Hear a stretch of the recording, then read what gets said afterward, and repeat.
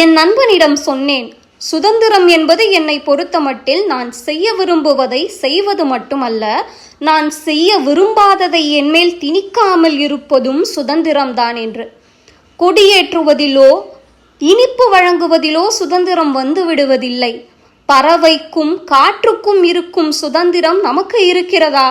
வீரத்திலும் விவேகத்திலும் விளைந்தது எங்கள் சுதந்திரம் என்று வாதிடுகிறவர்களே, தினம் தினம் கிழிந்த ஆடையை உடம்பில் உடுத்தி உழைக்கும் உழவனுக்கு உணவில்லை. நள்ளிரவில் தனித்து நடக்க பெண்ணுக்கு இன்றும் தைரியமில்லை. சிரித்து விளையாடிய குழந்தையிடம் சீறி பாய்ந்த வஞ்சகர்களை சுட்டுத்தள்ள அதிகாரிகளுக்கும் உரிமையில்லை. தாழ்த்தப்பட்டவன் அவன் என்று தள்ளி நடக்கும் காலம் இன்றும் மாறவில்லை.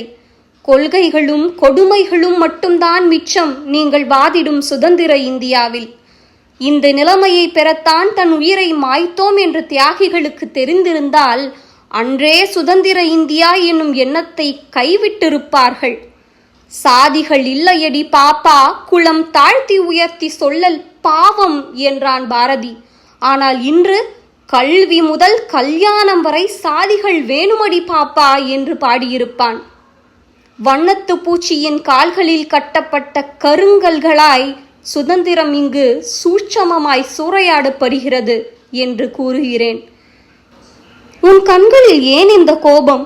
மனதில் ஏன் இந்த வெறி? வார்த்தையில் ஏன் இந்த அவமரியாதை என்றான் என் நண்பன். நம் நாட்டில் எத்தனையோ நிறைகள் உண்டு. நிறைகளை சொல்ல நிறைய பேர் உண்டு. குறைகளை அடிக்கோடின நானாவது இருக்கிறேன் என்றேன். இருப்போம் இனியாவது சுதந்திரமாய். சுதந்திர தின வாழ்த்துக்கள்.